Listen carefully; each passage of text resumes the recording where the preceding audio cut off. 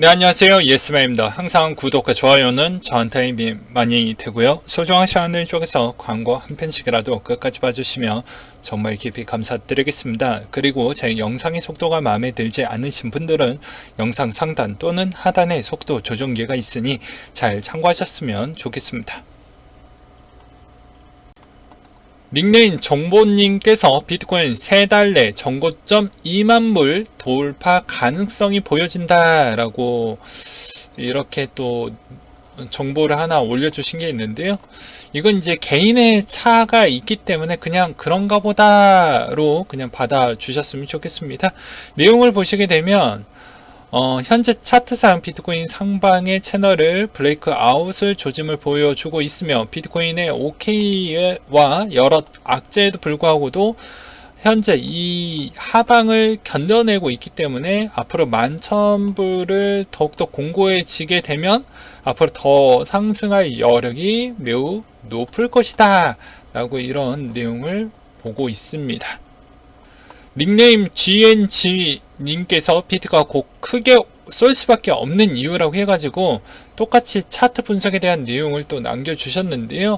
현재 차트와 거래량을 좀 봐라.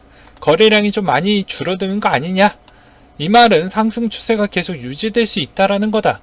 이러다가 거래량이 터지게 되면 더 상승할 수 있는 힘이 나올 수가 있기 때문에 우리 그거 한번 기다려보자 라고 되어져 있는데, 역시나 차트적 관점이다 보니까 추천보단 비추천이 훨씬 더 많았어요. 이거는 개인의 차이기 때문에 뭐가 옳고 그렇다라고 보기보다는 나중에 시간이 지난 뒤에만 그거를 입증을 할 수가 있기 때문에 이것은 각자 한번 생각을 해보셨으면 좋겠습니다.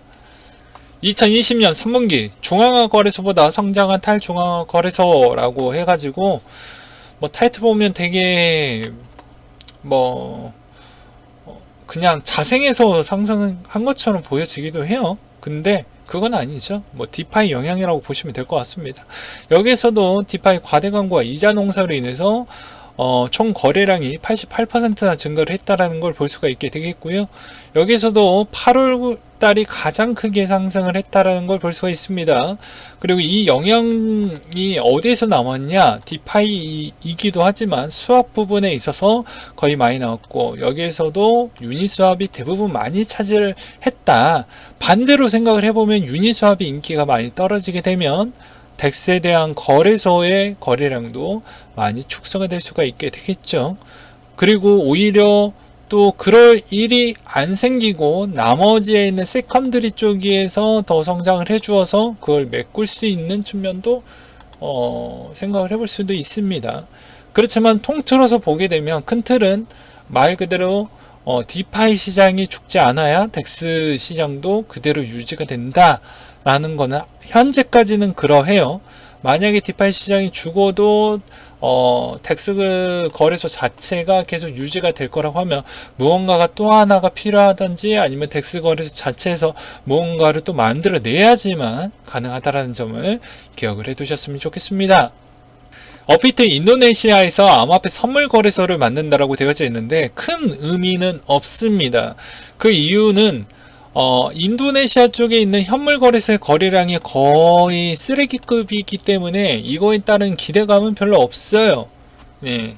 그러면 무언가에 대한 업비트가 거기에 뭘 쏟아 부어야 되는데 그건 향후 내년이 되어야 좀 무언가를 보여주지 않을까 싶습니다. 뉴욕의 금융당국이 디지털 재무보고 체계를 만든다. 암호화폐 기업부터 우선 적용시키겠다라고 되어져 있는데요. 이런 스프린트 전문가로 구성된 팀이 짧은 기간 내 목표로 하는 기술 솔루션의 프로토타입을 내놓는 이니셔티브라고 합니다. 생산성, 유연성, 신속성, 민첩성이 요구되는 작업으로 최근 전세계 많은 규제 기관들이 산업 변화에 발빠르게 대응할 수 있는 규제 감독 솔루션 개발 방안을 테크 스프린트를 진행을 하고 있다고 되어져 있네요. 뉴욕 당국도 마찬가지로 이걸 진행을 한다라고 되어져 있고요. 이걸 암호화폐 기업부터 한다라는 거는 디지털 재무 보고 부분에 있어서 체계를 만들려고 하다 보니까 이제 이게 우선적으로 적용시킨다라는 것이죠.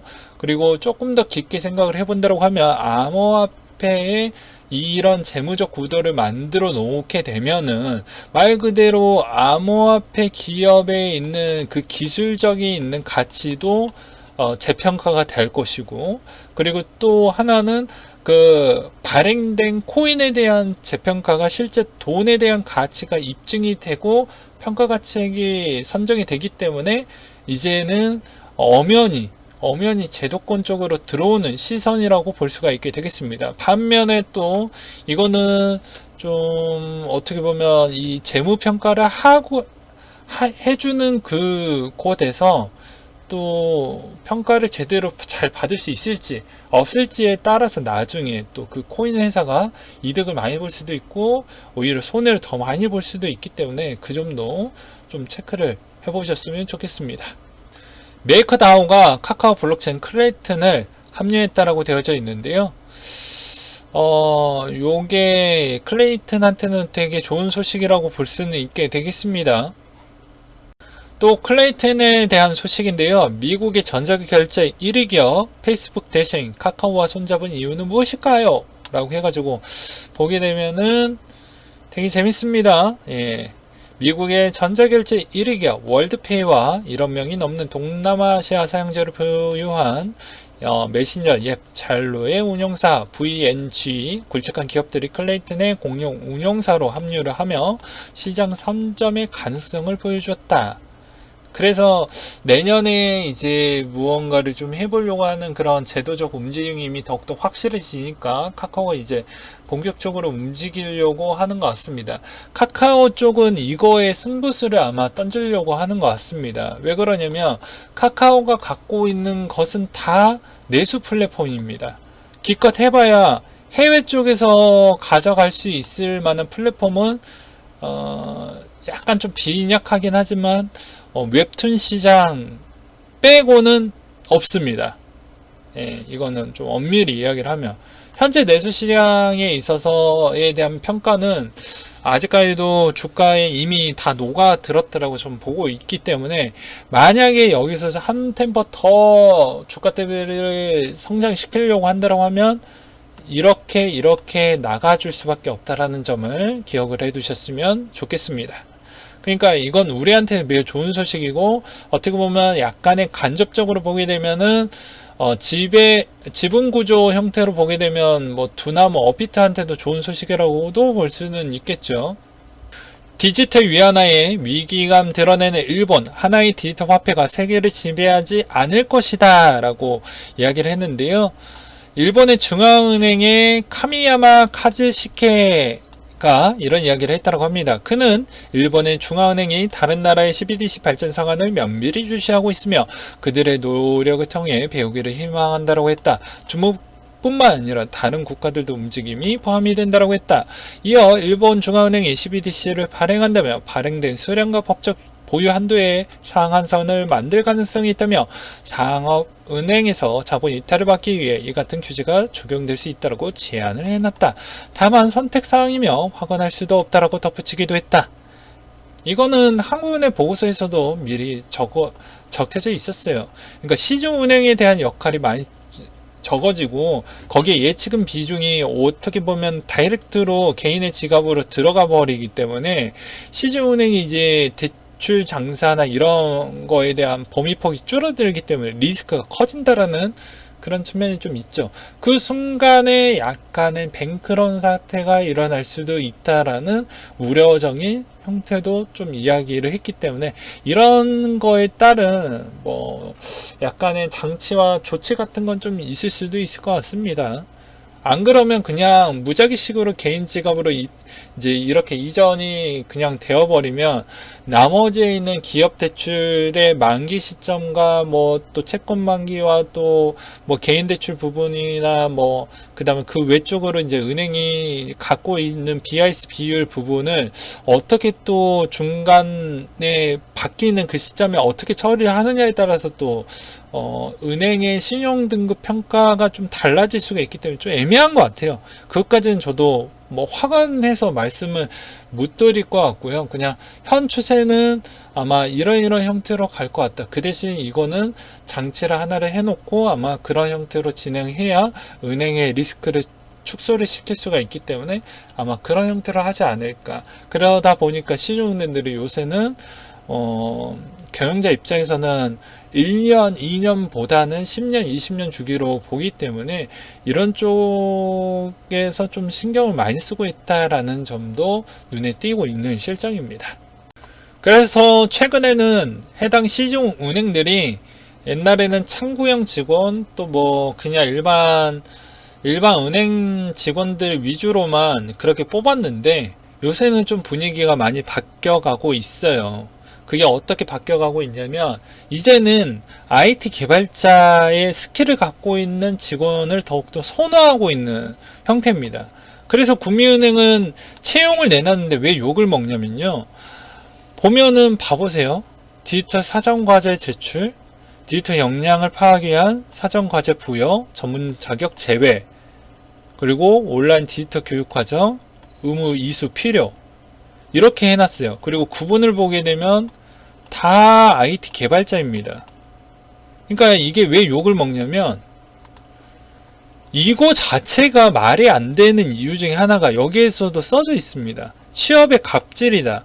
왜 그런지 보면 의무적으로 이수를 해야 된다라고 되어져 있어요. 이럴 거면 IT 개발자를 뽑지 왜 은행원을 뽑는 형태로 채용 공고를 올려놓다 보니까 욕을 엄청나게 많이 먹었습니다. 그래서 약간은 수정을 했죠. 네. 맞잖아요. 이렇게 뽑을 거면 IT 개발자 형태로 채용 공고를 내지 못하러 은행원을 채용한다라고 내가지고 왜 욕을 처먹느냐라는 것이죠. 그래서 이런 거는 지금의 대세라는 걸 또 보여주는 형태라고 볼 수가 있게 되겠습니다. 그리고 이 내용을 보면서 왜 일본의 중앙은행의 카미야마 카즈시케가 이런 이야기를 했을까요? 저번에도 매번 이야기를 많이 했지만 외환거래 통화 비중을 보게 되면 미국이 신경 쓰지 않습니다. 뭐 중국이 CBDC를 하든 뭐 그런 건 신경을 안 써요. 어차피 갖다 때려버리면 되니까요. 무력으로 행사를 해서 그렇기 때문에 기축통화는 한동안은 계속 유지가 될 건데 제 주장이긴 하지만 2등의 자리가 바뀔 것 같으니까 그런 겁니다. 2등, 3등에 있는 국가들에 있는 이 통화의 순위가 바뀔 것 같으니 이게 그러니까 좀 이게 쫄리는 거죠. 엄밀히 이야기를 하면. 그러니까는 이런 약간의 언론 플레이를 하는 겁니다. 그래도 우리 거 많이 쓸 거다라고 하지만 이거는 엄연히 다른 거죠.